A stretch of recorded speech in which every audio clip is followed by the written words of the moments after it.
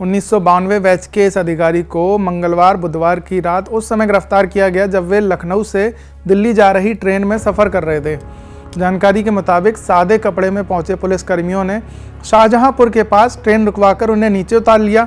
इसके बाद उन्हें हिरासत में लेकर सीधे देवरिया ले जाया गया, जहां उन पर ज़मीन घोटाले से जुड़े एक पुराने मामले में कार्रवाई की गई। लखनऊ के डीसीपी विश्वजीत श्रीवास्तव ने अमिताभ ठाकुर की गिरफ्तारी की पुष्टि की है।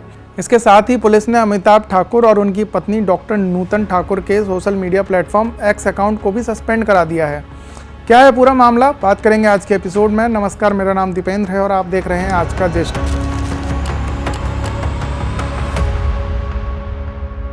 अमिताभ ठाकुर पर आरोप है कि उन्होंने साल 1999 में देवरिया में पुलिस अधीक्षक रहते हुए अपनी पत्नी नूतन ठाकुर के नाम पर एक इंडस्ट्रियल प्लॉट के आवंटन में गड़बड़ी की थी। यह वही मामला है जिसमें सितंबर 2025 में लखनऊ के तालकटोरा थाने में एक एफआईआर दर्ज की गई थी, जिसे बाद में देवरिया ट्रांसफ़र किया गया था। इस केस में शिकायतकर्ता संजय शर्मा ने आरोप लगाया था कि प्लॉट की खरीद फरोख्त फर्जी नाम से की गई और अमिताभ ठाकुर ने उस समय पद पर रहते हुए जानबूझकर कोई कार्रवाई नहीं की। शिकायत में यह भी कहा गया कि ठाकुर ने अपने प्रभाव का इस्तेमाल करके अधिकारियों को जांच से रोकने का प्रयास भी किया। गिरफ्तारी के बाद अमिताभ ठाकुर को देवरिया कोर्ट में पेश किए जाने की तैयारी चल रही है।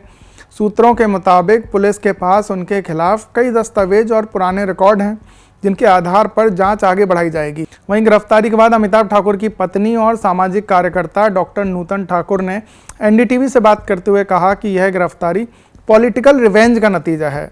उन्होंने बताया, 3 महीने पहले लखनऊ के तालकटोरा थाने में एक व्यक्ति ने मुकदमा दर्ज कराया था। यह केस तब देवरिया भेजा गया है। यह ज़मीन का मामला 1999 का है, जब अमिताभ ठाकुर वहाँ एसपी थे। उस समय यह ज़मीन इंडस्ट्रियल एरिया में एक संस्था के नाम से लीज पर ली गई थी, लेकिन बाद में इसे सरेंडर कर दिया गया था। ज़मीन से जुड़ा यह विवाद अब पूरी तरह खत्म हो चुका था, ये उनकी पत्नी ने बताया। नूतन ठाकुर ने आगे कहा कि सरकार ताकत का इस्तेमाल कर लोगों को परेशान करने में जुटी है। उन्होंने कहा, हमारे खिलाफ कोई नया केस नहीं है, एक पुरानी बंद फाइल को फिर से खोलकर हमें टारगेट किया जा रहा है। यह सत्ता का दुरुपयोग है। अमिताभ ठाकुर की गिरफ्तारी को लेकर प्रशासनिक हलकों में हलचल है।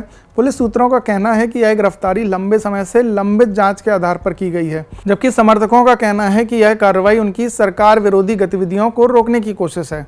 अमिताभ ठाकुर बीते वर्षों में कई मामलों में सरकार और वरिष्ठ पुलिस अधिकारियों के खिलाफ खुलकर बोलते रहे हैं।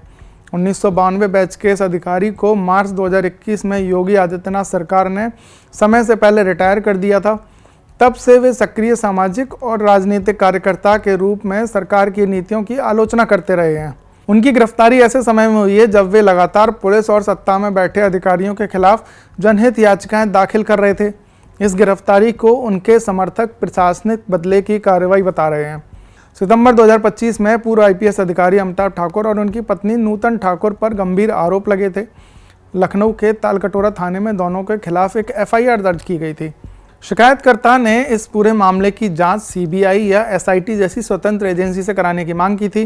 शिकायत के अनुसार नूतन ठाकुर ने उस समय नूतन देवी पत्नी अभिजात ठाकुर ग्राम खैरा जिला सीतामढ़ी बिहार के नाम से औद्योगिक क्षेत्र में प्लॉट नंबर B2 के लिए आवेदन किया था। आरोप था कि आवेदन पत्र, शपथ पत्र, ट्रेजरी चालान और ट्रांसफर डीड जैसे दस्तावेज फर्जी नाम और पते से तैयार किए गए थे। इन्हीं कागजों के आधार पर उन्हें लॉटरी का आवंटन मिला था, जिसके बाद उन्होंने अपने वास्तविक नाम नूतन ठाकुर के नाम से बेच दिया था। शिकायत में यह दावा किया गया था कि इस पूरी प्रक्रिया के जरिए उन्होंने निजी लाभ कमाया था और यह पूरा मामला बेनामी संपत्ति के दायरे में आता था।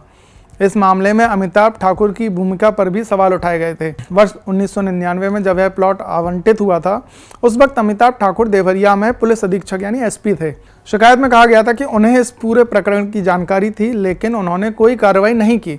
इसके बजाय उन्होंने अपने पद का दुरुपयोग किया और अपने प्रभाव का इस्तेमाल करते हुए संबंधित अधिकारियों को प्रभावित किया, ताकि इस फर्जी बाड़े पर कोई जांच या एफआईआर दर्ज न हो सके। शिकायत में यह भी कहा गया था कि अमिताभ ठाकुर ने औद्योगिक विभाग के कुछ अधिकारियों से संपर्क साधकर इस फर्जी आवंटन को वैध ठहराने में मदद की थी। शिकायतकर्ता ने अपने आरोपों के समर्थन में 18 दस्तावेज भी प्रस्तुत किए थे। इनमें आवेदन पत्र, शपथ पत्र, चालान, ट्रांसफर डीड, औद्योगिक केंद्र के आदेश, बैठक के कार्यव्रत और प्लॉट की बिक्री से संबंधित दस्तावेज शामिल थे।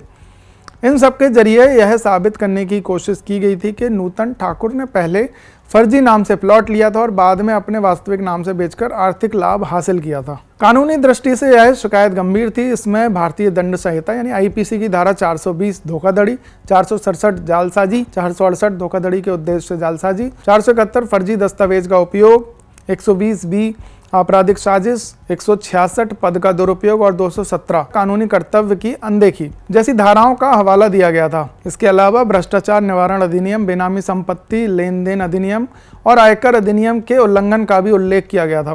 शिकायत में यह मांग की गई थी कि इन धाराओं के तहत सख्त कार्रवाई की जाए, दोषियों की संपत्तियां जब्त की जाएं, जिन अधिकारियों की भूमिका संदिग्ध हो उनकी पेंशन भी रोकी जाए।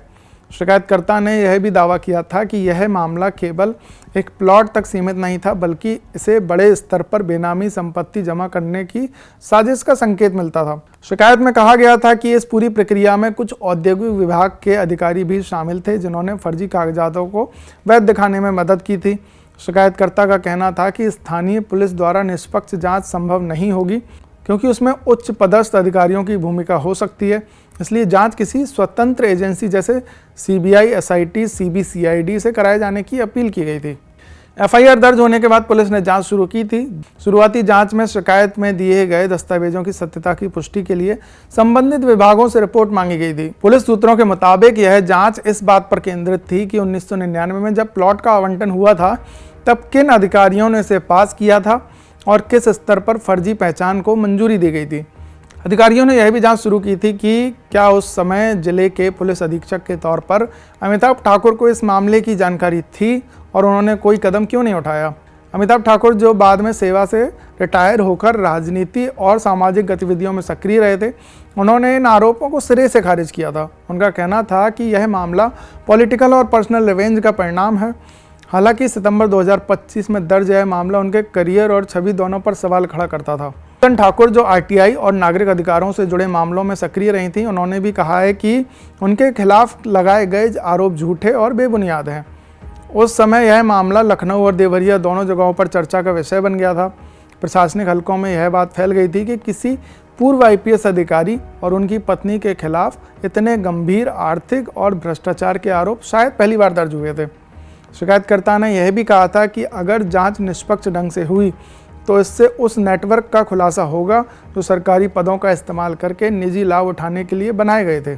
मई 2025 में अमिताभ ठाकुर ने मध्य प्रदेश सरकार के मंत्री विजय शाह को पद से हटाने की मांग को लेकर सुप्रीम कोर्ट में जनहित याचिका दायर की थी। यह मामला उस वक्त सुर्खियों में आया था जब विजय शाह ने सेना की महिला अधिकारी कर्नल सोफिया कुरैशी के बारे में कथित रूप से अमर्यादित टिप्पणी की थी। अमिताभ ठाकुर ने अपनी याचिका में कहा था कि विजय शाह का बयान न केवल भारतीय सेना का अपमान था, बल्कि यह महिला सम्मान और संवैधानिक मर्यादा के खिलाफ भी था।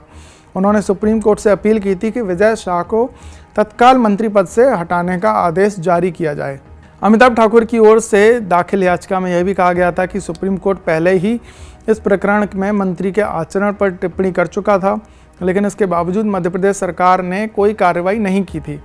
उन्होंने इसे जन भावनाओं के खिलाफ खिलवाड़ और लोकतांत्रिक मूल्यों का अपमान बताया था। याचिका में कहा गया था कि इस टिप्पणी ने पूरे देश में असंतोष पैदा कर दिया है और जनता सोशल मीडिया से लेकर सड़कों तक सरकार की चुप्पी पर सवाल उठा रही है।